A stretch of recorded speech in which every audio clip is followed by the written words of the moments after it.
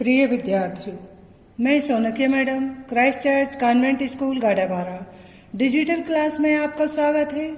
प्रिय विद्यार्थियों, मैं संस्कृत टीचर कक्षा 10वीं विषय संस्कृत कारक परिचय समझाने जा रही हूँ। आप ध्यान से समझिए कारक क्या होता है। तो पहले कारक की परिभाषा समझ लीजिए। देखिए, कारकम किम क्रियाजनकत्वम कारकत्वम साक्षात क्रियान्वयनियतम कारकत्वम अयमाशयो यत् यस्य पदस्य क्रियाया सह साक्षात संबंधो भवति तत् कारक मित्युच्यते तद्भेवा चिन्हानि च निम्नानुसारेण वर्तन्ते। तो देखिए, संस्कृत में तो आपको समझ में नहीं आया, अब इसका हिंदी में समझ लीजिए। कारक वे शब्द हैं जिनका क्रिया से प्रत्यक्ष संबंध रहता है। आया समझ में? जिनका क्रिया से प्रत्यक्ष संबंध रहता है। संस्कृत में कारक अपनी विभक्ति के साथ जुड़े रहते हैं, जबकि हिंदी में विभक्ति चिन्ह को कारक शब्द से अलग लिखते हैं। इनके प्रयोग के कुछ विशेष नियम हैं। आया समझ में? कारक वे शब्द हैं जिनका क्रिया से प्रत्यक्ष संबंध रहता है। संस्कृत में कारक अपनी विभक्ति के साथ जुड़े रहते हैं, जबकि हिंदी में इनको अलग लिखा जाता है। अब देखिए, कारक में 7 विभक्ति होती है और 1 संबोधन होता है। अब देखिए, कारकाणी। तो देखिए, कारक प्रथमा विभक्ति में कर्ता आता है, यानी करने वाला आता है। दूसरी द्वितीय विभक्ति में उसने जो कार्य किया है वो आता है। तृतीय विभक्ति में करण बताया जाता है, किसके द्वारा ऐसा है। चतुर्थी में संप्रदान के लिए, यानी किसके लिए। पंचमी में अलग होने का और छठवीं में संबंध बताया जाता है। 7वीं में आधार का बोध होता है और 8वीं में जो प्रथमा विभक्ति रहती है हे भो अरे करके बताया जाता है। तो देखिए, 7 विभक्ति होती है। प्रथमा विभक्ति में कर्ता के विषय में, द्वितीय में कार्य के विषय में, तीसरे में साथ देने का बोध होता है, चौथे में देने का बोध होता है, 5वीं में अलग होने का बोध होता है, 6वीं में संबंध बताया जाता है और 7वीं विभक्ति में आधार का बोध होता है। अब देखिए, इसके चिन्हों को कैसे बताया जाता है। कर्ता ने कर्म को करण से द्वारा, संप्रदानम के लिए, अपादानम अलग होने के अर्थ में यानी से, संबंधा काके की रारेरी, अधिकरण में और पर, में यानी भी अंदर के लिए और पर ऊपर के लिए, और संबोधन में हे भो अरे। अब देखिए, इनका प्रयोग देखिए। प्रथमा विभक्ति में यानी कर्ता में जैसे क्या है, बालकः पठति, बालक पढ़ता है। रमा नृत्यति, रमा नाचती है। आया समझ में? ये कर्ता कारक था।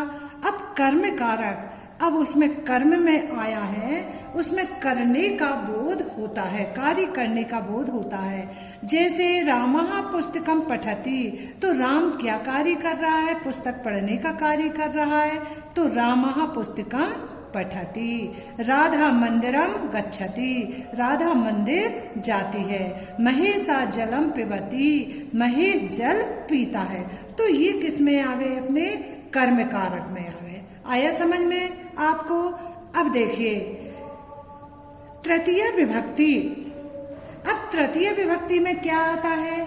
तृतीय विभक्ति में साथ देने का बोध होता है। अब साथ देना जानते हो? अब मैं आपको तृतीय विभक्ति बताती हूँ। अभी मैंने प्रथमा विभक्ति, द्वितीय विभक्ति बता। अब देखिए, तृतीय विभक्ति। अब करण कारकम, तृतीय विभक्ति। अब तृतीय विभक्ति के संबंध में जिसके द्वारा कार्य हो वह करण कारक तृतीय विभक्ति रहता है। जैसे देखिए, तृतीय विभक्ति का प्रयोग साथ देने के लिए किया जाता है। आया समझ में आपको? जैसे क्या है, बालकः कंदुके क्रीडन्ति, लड़के गेंद से खेलते हैं। तो किसके साथ खेलते हैं? गेंद के साथ खेलते हैं। बालिका कलमेन लिखति, लड़की कलम से लिखती है। वयम नेत्राभ्याम पश्यामः, हम आंखों से देखते हैं। जिसका साथ बतलाना हो वह करण कारक में रहता है। सह, साकम, सार्धम आदि सहार्थकम अव्यय है। इनके साथ सदैव तृतीय विभक्ति रहती है। जैसे अहम मित्रेण सह गच्छामि, छात्रा शिक्षकै सह गायन्ति, यानी मैं मित्र के साथ जाता हूँ, छात्र शिक्षकों के साथ गाते हैं। आया समझ में आपको? सह नेत्रेण काणः, वह आंख से काना है। हरि पादेन पंगु अस्ति, हरि पैर से लंगड़ा है। तो ये क्या है? जिसके साथ अलम, हस्तेन, हंसो मत। तो ये सब किस में आ जाते हैं? तृतीय विभक्ति के साथ आते हैं। जैसे बस करो, सह साथ, साकम साथ, सार्धम साथ। समान का मतलब भी बराबर होता है। सम का अर्थ समान होता है। सदृश यानी समान, तुल्य यानी समान, बिना यानी के बिना। तो ये सब तृतीया विभक्ति में आते हैं। अब हम देखते हैं चतुर्थी विभक्ति। चतुर्थी विभक्ति कौन सी है? संप्रदान कारकम। यस्य कृते किमपि कार्यम संपन्नम क्रियते तस्मै चतुर्थी विभक्ति संप्रदान कारकम वा भवति। माता बालकाय दुग्धम ददाति, माँ बालक को दूध देती है। धनिका नृपा दरिद्राय धनम ददाति, धनिक या राजा गरीबों को धन देता है। तो चौथी विभक्ति में हमें देने का बोध होता है। अब देखिए चौथी विभक्ति में, जैसे उदाहरण देखिए, एतत् फलम रामाय अस्ति, यह फल राम के लिए है। आया समझ में? नद्या परोपकाराय बहन्ति, नदियां परोपकार के लिए बहती हैं। तो ये सब किस में आ गई? अपने चतुर्थी विभक्ति में। और भी देखिए, देने का बोध, शिवाय नमः, शिव जी को नमस्कार है। तो ये भी अपना वही है। श्री गणेशाय नमः, श्री गणेश जी को नमस्कार है। अनुजाय स्वस्थित, छोटे भाई का कल्याण हो। अगन्य सहा, यह आहुति अग्नि के लिए है। तो देने का बोध हो रहा है कि नहीं? रामः रावणायलम, राम रावण से बढ़कर है। तो ये सब क्या है? देने का बोध हो रहा है। अब विद्रोह करने में भी आता है। इस प्रह यानी इच्छा करना, यानी दा, रुचि, क्रोध, कोप, द्रोह, ये सब चतुर्थी विभक्ति के शब्द हैं। प्राचार्य छात्राय पुरस्कारम यच्छति, प्राचार्य छात्र को पुरस्कार देते हैं। महम दुग्धम रोचते, मुझे दूध अच्छा लगता है। रामा सुरेशाय कुप्यति, राम सुरेश पर नाराज होता है। तो किस पर, किसके लिए क्या कर रहे हैं? तो ये क्या है? हमारा चतुर्थी विभक्ति के अंतर्गत आता है। अब हमारी पंचमी विभक्ति होती है, इसमें अलग होने का बोध होता है। इसको कहते हैं अपादान कारकम, पंचमी विभक्ति। तो देखिए, यस्मात् स्थानात् वस्तुनः पृथक्करण लक्ष्यते तत्र अपादान कारकम पंचमी विभक्ति भवति। शयन का अश्वात् पतति, सैनिक घोड़े से गिरता है। वृक्षात् पत्रम पतति, वृक्ष से पत्ते गिरते हैं। गंगा हिमालयात् प्रवहति, गंगा हिमालय से निकलती है या बहती है। आया संबंध में? तो अपादान कारकम पंचमी विभक्ति में क्या होता है? अलग होने का बोध होता है। जैसे व्यज्ञात भयम अस्ति, शेर से डर लगता है। रमः बाला दुष्टान दुष्टात् रक्षति, रमः बालक की दुष्ट से रक्षा करती है। तो ये सब क्या है? चोरः रक्षात निलीयते, चोर सिपाही से छिपता है। तो छिपता है यानी अलग होता है। तो ये सब किस में आ जाते हैं? पंचमी विभक्ति में। जलम बिना मत्स्य न जीवती, जल के बिना मछली नहीं जीती। जलेन बिना मत्स्य न जीवती, जल के बिना मछली नहीं जीती। आए समझ में? पंचमी विभक्ति का देखिए, ऋते यानी बिना, प्रवति यानी लेकर, आरात यानी के पास, अनंतरम यानी के बाद, दूरम यानी दूर, बही यानी बाहर, अनंतिक्रम यानी पास, ऊर्ध्वम यानी ऊपर। तो ऐसे शब्दों में क्या है? बोध होता है। ग्रामात् दूरे नद्या अस्ति, गांव से नदी दूर है। आया समझ में? अब हम आते हैं किस पर आते हैं हम? षष्ठी विभक्ति पर। तो षष्ठी विभक्ति में संबंध का बोध होता है, संबंध बताया जाता है। यत्र संज्ञा अथवा सर्वनाम रूपेण कस्यापि वस्तुनः संबंधः परिलक्ष्यते तत्र षष्ठी विभक्ति भवति। आया समझ में? जहाँ संज्ञा और सर्वनाम के रूप के द्वारा वस्तुओं में संबंध बताया जाता है वहाँ षष्ठी विभक्ति होती है। गणेशः शिवस्य पुत्र, गणेश शिव के पुत्र हैं। रामस्य पुत्रः लवः, लव राम के पुत्र है। आया समझ में? तो ये क्या है? राम और लव में संबंध बताया है, गणेश और शंकर भगवान में संबंध बताया है। अब और उदाहरण सुन लीजिए इनके। दशरथस्य चत्वारः पुत्राः आसन्, दशरथ के 4 पुत्र थे। इयं तव पुस्तकम् अस्ति, यह तुम्हारी पुस्तक है।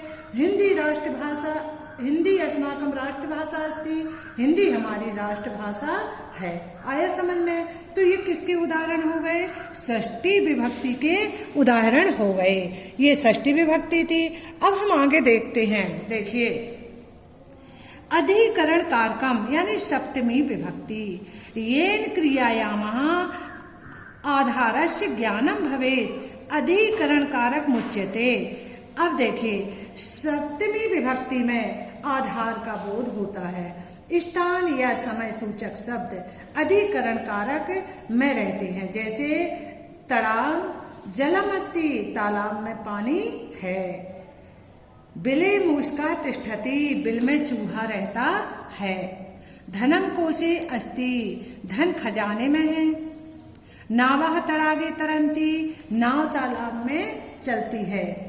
ते मम गृहे न्यवसन, वे सब मेरे घर में रहते थे। वृक्षेषु फलानि सन्ति, वृक्षों पर फल हैं। जले मत्स्य निवसन्ति, जल में मछलियां रहती हैं। तो इससे हमें किसका बोध होता है? इससे हमें सप्तमी विभक्ति और आधार का बोध होता है। आया समझ में आपको? अब आगे का देखिए। अब देखिए, एक और रह गया है वैसे अपना। कौन सा रह गया है?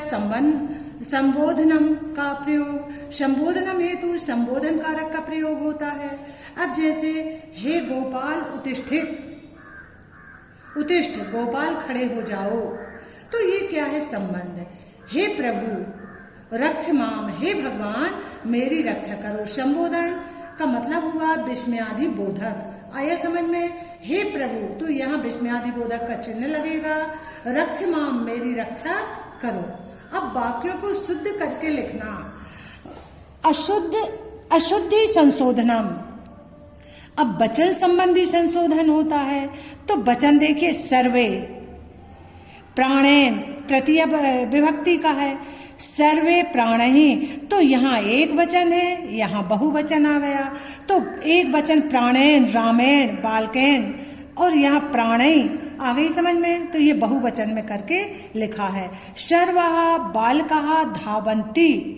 आया सर्वे, यहाँ सर्वा सब बालक दौड़ते हैं, सभी बालक दौड़ते हैं। भारतवर्षे सरिता प्रवहति, भारतवर्षे ये एक वचन है प्रवहति, तो यहाँ प्रवहन्ति बहुवचन में आया है। भारतवर्ष में नदी बहती है, भारतवर्ष में नदियां बहती हैं। आया समझ में? तो ये क्या है? लिंग पुरुष वचन संबंधी है। ये किसकी है? वचन संबंधी। अब लिंग संबंधी, लिंग जानते हो, स्त्रीलिंग, पुल्लिंग। तो मैंने आपको बताए भी थे, नपुंसकलिंग, स्त्रीलिंग, पुल्लिंग, नपुंसकलिंग। तो उसके आधार पर वचनों को क्या किया जाता है? शुद्ध किया जाता है।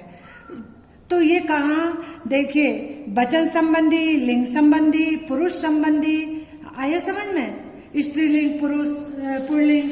तो ऐसी अशुद्धियां आती हैं और ये हमें देख करके शुद्ध करना होता है। आप समझते जाइए तो कैसे शुद्ध करते हैं। अब आगे और देख लीजिए।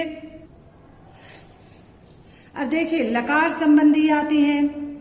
दशरथा अयोध्यायाः राजा अस्ति, दशरथा अयोध्या राजा आसीत। तो अस्ति यानी है और आसीत यानी थे। तो ये शुद्ध है, ये है अभी नहीं है। दशरथ, अयोध्या के राजा दशरथ हैं, तो ये लकार संबंधी है। आया समझ में? लट लकार और रट लकार और लंग लकार, तो ये लकार लंग लकार भूतकाल के लिए और लट लकार वर्तमान के लिए और रट भविष्य काल के लिए। तो ये हमारी लकार संबंधी अशुद्धियां हैं। आया समझ में? और सामान्य अशुद्धियां, तो ये सामान्य है, हमको देखना पड़ेंगे कि ये अशुद्धि कहाँ है और क्यों है। आया समझ में? तो ये अशुद्धियां भी हमने देख ली कि कैसी कैसी अशुद्धि आती हैं और हमें कैसे शुद्ध करना है। तो बेटा आप समझ गए होंगे, मैंने आपको समझा दिया है। धन्यवाद।